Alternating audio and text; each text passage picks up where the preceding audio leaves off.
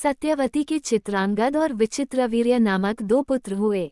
शांतनु का स्वर्गवास चित्रांगद और विचित्रवीर्य के बाल्यकाल में ही हो गया था, इसलिए उनका पालन पोषण भीष्म ने किया। भीष्म ने चित्रांगद के बड़े होने पर उन्हें राजगद्दी पर बिठा दिया, लेकिन कुछ ही काल में गंधर्वों से युद्ध करते हुए चित्रांगद मारा गया। इस पर भीष्म ने उनके अनुज विचित्रवीर्य को राज्य सौंप दिया। अब भीष्म को विचित्रवीर्य के विवाह की चिंता हुई। उन्हीं दिनों काशीराज की 3 कन्याओं अंबा, अंबिका और अंबालिका का स्वयंवर होने वाला था। उनके स्वयंवर में जाकर अकेले ही भीष्म ने वहां आए समस्त राजाओं को परास्त कर दिया और तीनों कन्याओं का हरण करके हस्तिनापुर ले आए। बड़ी कन्या अंबा ने भीष्म को बताया कि वह अपना तन मन राजा शाल्व को अर्पित कर चुकी है। उसकी बात सुनकर भीष्म ने उसे राजा शाल्व के पास भिजवा दिया और अंबिका और अंबालिका का विवाह विचित्रवीर्य के साथ करवा दिया। राजा शाल्व ने अंबा को ग्रहण नहीं किया, अतः वह हस्तिनापुर लौटकर आ गई और भीष्म से बोली, हे आर्य, आप मुझे हर कर लाए हैं, अतएव आप मुझसे विवाह करें। किंतु भीष्म ने अपनी प्रतिज्ञा के कारण उसके अनुरोध को स्वीकार नहीं किया। अंबा रुष्ट होकर परशुराम के पास गई और उनसे अपनी व्यथा सुनाकर सहायता मांगी।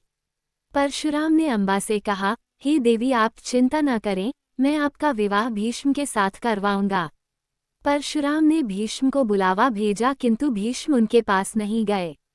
इस पर क्रोधित होकर परशुराम भीष्म के पास पहुंचे और दोनों वीरों में भयानक युद्ध छिड़ गया। दोनों ही अभूतपूर्व योद्धा थे, इसलिए हार जीत का फैसला नहीं हो सका। आखिर देवताओं ने हस्तक्षेप करके इस युद्ध को बंद करवा दिया।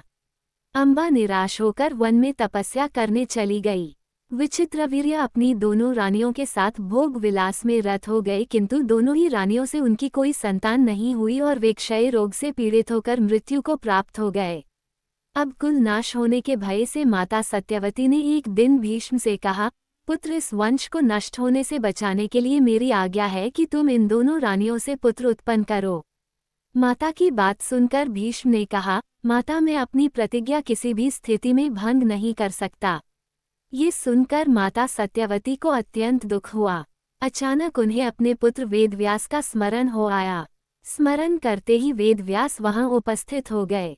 सत्यवती उन्हें देखकर बोली, हे पुत्र, तुम्हारे सभी भाई निःसंतान ही स्वर्गवासी हो गए, अतः मेरे वंश को नाश होने से बचाने के लिए मैं तुम्हें आज्ञा देती हूँ कि तुम उनकी पत्नियों से संतान उत्पन्न करो। वेदव्यास उनकी आज्ञा मानकर बोले, माता, आप उन दोनों रानियों से कह दीजिए कि वे 1 वर्ष तक नियम व्रत का पालन करते रहें, तभी उनको गर्भ धारण होगा। 1 वर्ष व्यतीत हो जाने पर वेदव्यास सबसे पहले बड़ी रानी अंबिका के पास गए। अंबिका ने उनके तेज से डरकर अपने नेत्र बंद कर लिए। वेदव्यास लौटकर माता से बोले, माता, अंबिका का बड़ा तेजस्वी पुत्र होगा, किंतु नेत्र बंद करने के दोष के कारण वह अंधा होगा। सत्यवती को ये सुनकर अत्यंत दुख हुआ और उन्होंने वेदव्यास को छोटी रानी अंबालिका के पास भेजा। अंबालिका वेदव्यास को देखकर भय से पीली पड़ गई। उसके कक्ष से लौटने पर वेदव्यास ने सत्यवती से कहा, माता, अंबालिका के गर्भ से पांडु रोग से ग्रसित पुत्र होगा। इससे माता सत्यवती को और भी दुख हुआ और उन्होंने बड़ी रानी अंबालिका को पुनः वेदव्यास के पास जाने का आदेश दिया। इस बार बड़ी रानी ने स्वयं न जाकर अपनी दासी को वेदव्यास के पास भेज दिया। दासी ने आनंदपूर्वक वेदव्यास से भोग कराया। इस बार वेदव्यास ने माता सत्यवती के पास आकर कहा, माते, इस दासी के गर्भ से वेद वेदांत में पारंगत अत्यंत नीतिवान पुत्र उत्पन्न होगा। इतना कहकर वेदव्यास तपस्या करने चले गए।